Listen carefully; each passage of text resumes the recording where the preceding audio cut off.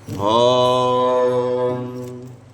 हे लम्बोदरं नमस्तुभ्यं सतमतिमोदकं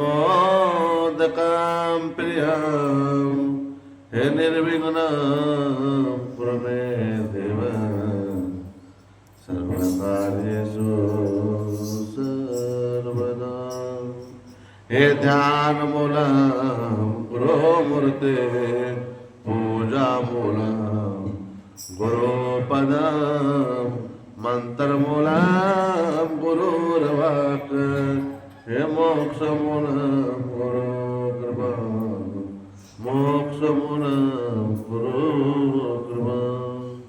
बोले गुरु महाराज की जय। हे श्री कृष्ण गोविंद हरे मुरारी हे नाथ नारायण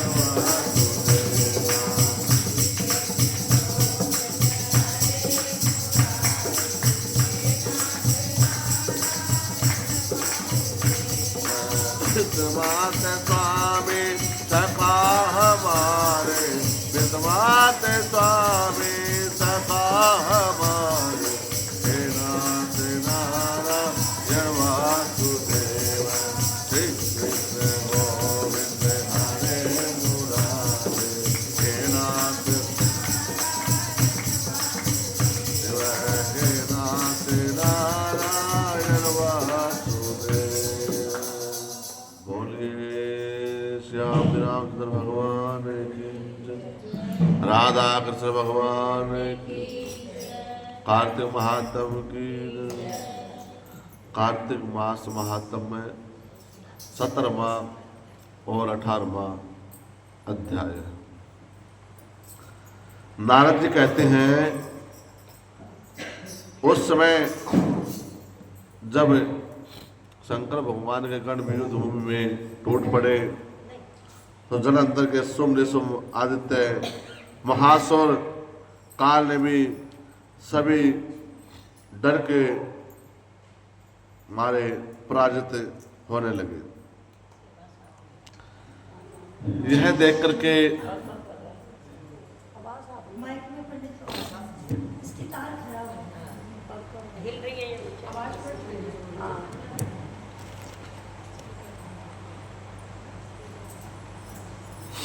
देख करके जो सागर पुत्र जलंधर था उसको आग सी लग गई और रथ पर चढ़ करके लंबी पताका के साथ युद्ध भूमि में बड़ी तेजी से युद्ध करने लगा।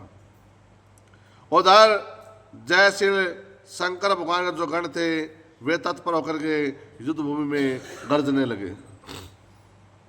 दोनों प्रकार की सेनाओं के साथ हाथी घोड़े शंख भेरी दोनों के वीरों के सिंहनाद से पृथ्वी त्रस्त हो गई।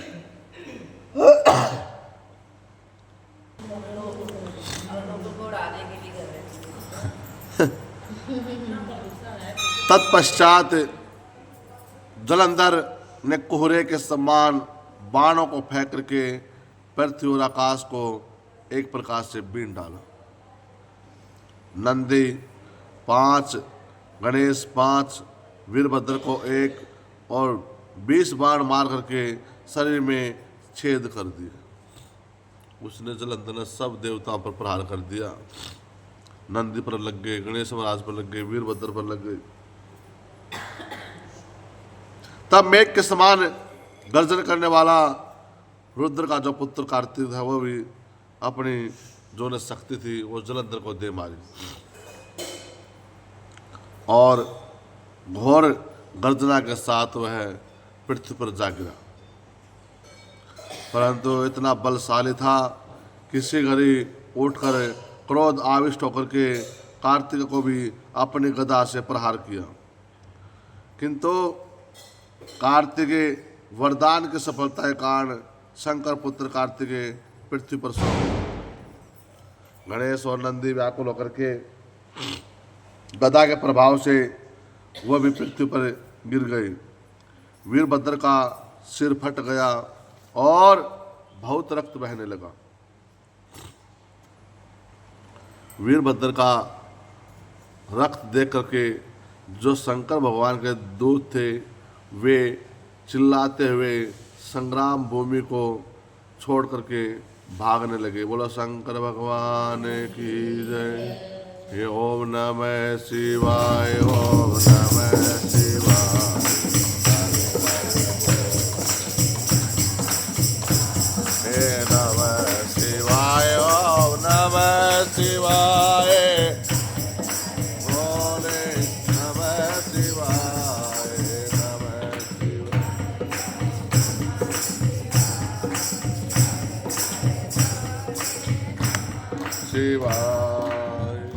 18वां अध्याय। नारद जी ने कहा, अब भगवान जी का रौद्र रूप देख करके अपने गणों के साथ नंदे पर चढ़ करके युद्ध भूमि में बहुत तेजी से युद्ध करने लगे। तब उनका आया देख करके जो देवता गण थे जो वे सभी वापस लौट आए और उनको देख करके पराजित हुए फिर सिंहनाद करते हुए अपने अपने अस्त्र शस्त्रों से युद्ध करने लगे। भीषण रूपधारी रुद्र को देख करके दैत्य भागने लगे। तब युद्ध में अपने दैत्यों को प्राहंस मुख होते हुए देख करके जलंधर हजारों बाण छोड़ता हुआ शंकर भगवान की ओर बढ़ा और सोम निशम आदि क्रोध में होठ कटकटाते हुए शंकर भगवान की ओर दौड़ पड़े। इतने में शंकर भगवान ने जलंधर के सब बाणों को काट करके अपने गणों को निर्भय करके बाणों की आंधी से उसकी सेना को पीड़ित कर दिया। खड़गौरमा नामक दूत अपने फरसे से मार डाला, बलाहक का सिर काट डाला, धसमर का भी मार डाला, शिव के गण चिरिखा के प्रचंड दैत्यों को भी सिर से काट डाला।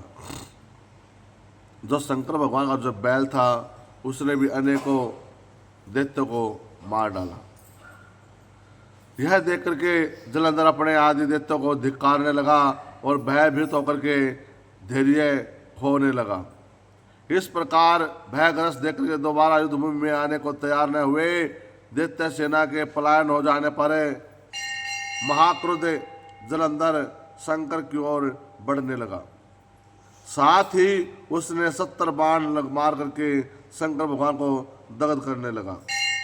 बहुत बाणों से प्रहार किया। शंकर भगवान के बाणों काट रहे थे, यहाँ तक शंकर भगवान ने उसकी ध्वजा को, युद्ध को, अक्षत्र को, धनुष को सबको काट डाला। फिर 7 बाण मार करके शरीर में आघात कर दिया। धनुष के कट जाने पर जलंधर के पास कोई सीमा न रही और गदा के भी टुकड़े टुकड़े कर दिए। तब उसने सोचा, यह तो मुझसे अत्यधिक बलवान है, मैं इसका मुकाबला नहीं कर सकता हूँ। अतः उसने गंधर्वी माया उत्पन्न करके अनेकों गंधर्व अप्सराओं के गण उत्पन्न कर दिए और वीणा मृदंग आदि बाजे के साथ नृत्य गाने लगा, जिससे अपने गणों सहित रुद्र मोहित हो गए और उन्होंने युद्ध बंद कर दिया। और फिर काम मोहित जलंधर बड़ी शीघ्रता से त्रिनेत्र शंकर भगवान का रूप धारण करके वृक्ष पर बैठ करके पार्वती माता के पास जा पहुंचा।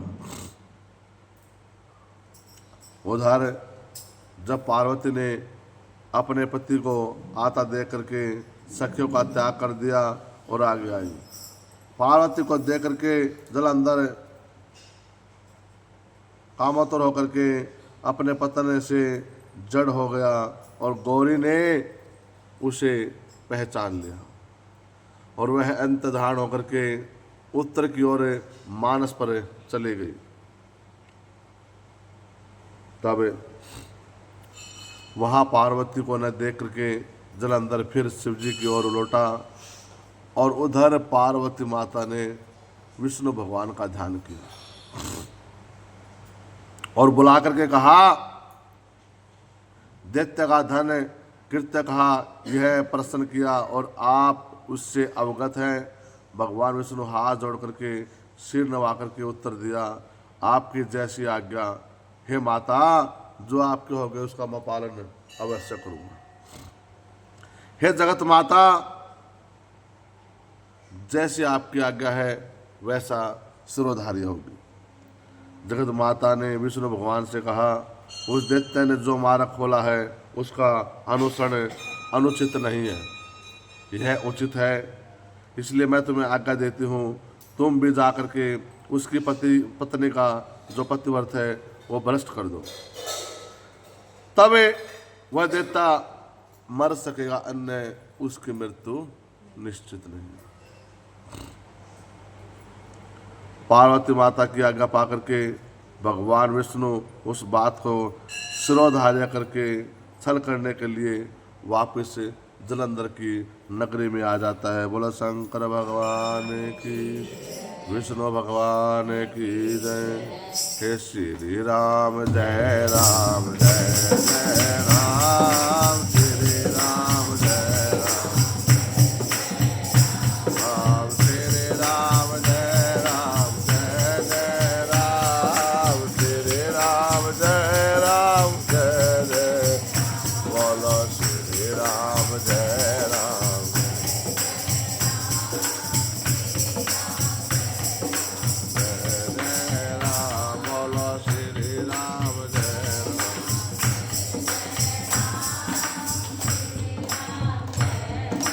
जय जय राम। बोलो श्री रामचंद्र भगवान की। कार्तिक मास महात्म में 17वां 18वां अध्याय संपन्न। बोल साचे दरबार की।